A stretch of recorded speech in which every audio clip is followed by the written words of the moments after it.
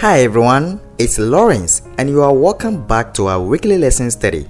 In this video, we study lesson 12, Receiving an Unshakable Kingdom. The memory text is from Hebrews 12 verse 8 and it reads, "Therefore, since we are receiving a kingdom which cannot be shaken, let us have grace, by which we may serve God acceptably with reverence and godly fear." Before we get into the lesson, kindly subscribe to this channel for new video every week and share with friends. Now, let's get started. The Sabbath afternoon's lesson reveals that Hebrews 12 verses 18 to 29 is the climax of Paul's letter, and it sums up its main concern by repeating that God has spoken to us in the person of His Son, and so we need to pay attention to Him. Also, in Hebrews chapter 12 verses 22 to 24, Paul gives us a review of his most important ideas about Jesus. 1. Jesus is the mediator of the new covenant. 2. His blood provides salvation for believers. And 3. Jesus is our high priest and angels celebrate for that. Hebrews chapter 12 verses 25 to 29 also tells us that God's judgment is coming, during which His enemies will be punished and a kingdom will be rewarded to His people. Now, in the Sunday's lesson, we study, "You have come to Mount Zion."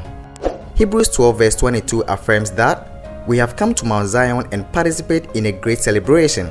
We have come through faith in Jesus, and in this celebration, we find hosts of angels, God Himself, and Jesus, who is the center of the celebration.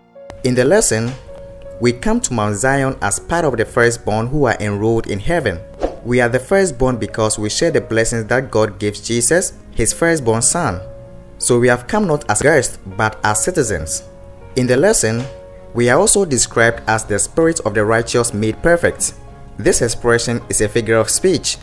It is analogous to the expression, the Father or Spirit, in Hebrews chapter 12 verse 9, and it refers to God as the Father of us all, human beings who are spiritual in nature. The festal gathering at Mount Zion celebrates the inauguration of Jesus' kingly rule, His priestly ministry, and the inauguration of the new covenant. Finally, we are able to get to Mount Zion and celebrate with Jesus because of the faith we have in Him. Without Jesus, there is no way we can participate in the heavenly celebration. The Monday's lesson is about, "You have come to God, the judge of all." We read in Hebrews 12 verses 22 to 24 that God, the judge of all, is part of the celebration we talked about in the Sunday's lesson. But how can a judge be part of a celebration? In the lesson, the celebration described in Hebrews 12 verses 22 to 24 alludes to a future judgment. God, the judge, presides and books are open. The result of this future judgment from the books is that God's people receive the kingdom. Hebrews also shows us the great pre-advent judgment described in Daniel 7. Daniel 7 portrays a judgment scene in which God, the Ancient of Days, sits on the throne and is surrounded with angels. Similarly, Hebrews 12 verses 22 to 29 describes a judgment scene at Mount Zion, the heavenly Jerusalem, where God, the judge of all, is surrounded with angels. The scene includes books because the name of the saints are written in them. In the lesson, Jesus is at the center of the scene. He was described as the Son of Man in Hebrews 2, who was crowned with glory and honor after having tasted death in our behalf. According to Hebrews 2 verse 10, the Son of Man suffered in order that He could bring many sons to glory. The Son has now brought believers into Zion, the heavenly Jerusalem, through the benefits of the new covenant where they are promised to receive a kingdom. And finally, in the lesson, this judgment is really good news for believers because it is a judgment that rules in their favor. Now, in the Tuesday's lesson, we study "Shake the heavens and the earth." After describing the celebration occurring in heaven, Paul warns the readers that they need to pay attention to God's voice because God will shake once more not only the earth but also the heavens. Paul is saying that although Jesus has been enthroned in heaven, our salvation has not been consummated. So we need to pay attention because an important event is still to happen. But what is the purpose of God shaking the heavens and the earth? What does it mean? In the Old Testament, the shaking of the earth was a common word picture for the presence of God who shows up to deliver His people.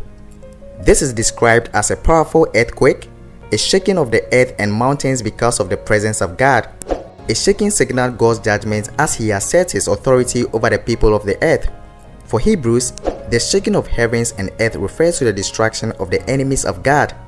This is what God promised at the enthronement of Jesus.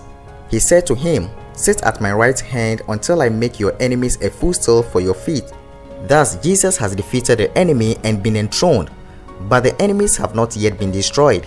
But God will destroy these enemies in the future when He will shake the heavens and the earth. The shaking of the heavens and the earth means the destruction of the earthly powers that persecute God's people, and, more importantly, the destruction of Satan and his angels who stand behind the earthly powers and control them. And in a Wednesday's lesson, we study an unshakable kingdom. God has announced that He will shake the heavens and the earth, which means that He will destroy enemy nations. But there are some things that will not be shaken or that will not be destroyed. According to the lesson, these include the righteous. They will not be shaken because they trust in God. The Creator sustains them and guarantees their survival. Note that in Hebrews, permanence and stability are associated with Jesus. Hebrews chapter 1 verses 10 to 12 says about Jesus, "You, Lord, laid the foundation of the earth in the beginning, and the heavens are the work of your hands. They will perish, but you remain. They will all wear out like a garment. Like a robe you will roll them up. Like a garment they will be changed. But you are the same, and your years will have no end." Hebrews 7:3 also says that Jesus' priesthood remains forever.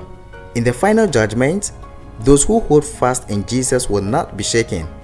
Hebrews 12 verse 28 also says that we will receive a kingdom that cannot be shaken. This is a reference to Daniel 7 verse 18, which says that the saints will possess a kingdom forever. This is the kingdom that shall never be destroyed, mentioned in Daniel 2 verse 44.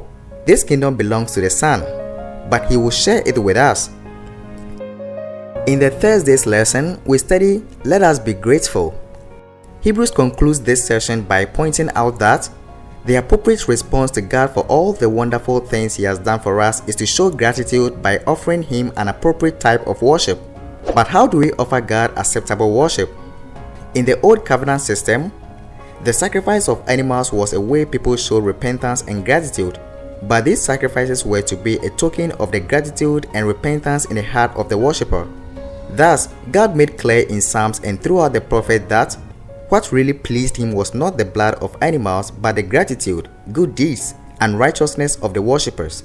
Thus, Paul invites us to worship God by offering sacrifices of praise, confession, thanksgiving, and good works, which is the true worship that delights Him. We offer these sacrifices on earth, but they are accepted as pleasing to God in heaven. Hebrews 13 verses 1 to 6 describes in practical terms what it means to do good and share what we have. It means to show brotherly love just as Jesus showed brotherly love to us. It means to be hospitable, to visit those who are in prison or have been mistreated, and reject adultery and covetousness. The Friday's lesson gives further thought into the lesson, and it reveals that during the 1,000 years between the first and the second resurrection, the judgment of the wicked takes place. The Apostle Paul points this judgment as an event that follows the second advent. Daniel declares that when the Ancient of Days came, judgment was given to the saints of the Most High. John in Revelation says, "I saw thrones, and they sat upon them, and judgment was given to them. They shall be priests of God and of Christ, and shall reign with Him 1,000 years."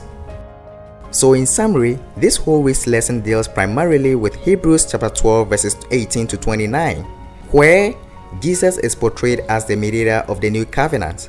God is shown as a judge of all. Mount Zion is not a place of terror, but of festal gathering, for there the believers have access to God. We also saw that Mount Zion is also a place where Jesus' dedication ceremony as king occurs. When the Lord descended on Mount Sinai, the earth shook. The shaking is a figurative language for God's judgments. Once again, at the end of time, the earth will be shaken. And not only the earth, but also heavens. Only the unshakable thing will survive, namely the just, the righteous, and those who trust in Him. As a response to such a warning, the righteous will bring offering to God. This offering consists of their praising God's name, doing good deeds, and sharing what they have to benefit others. This is all that I had for you today. Thanks for watching.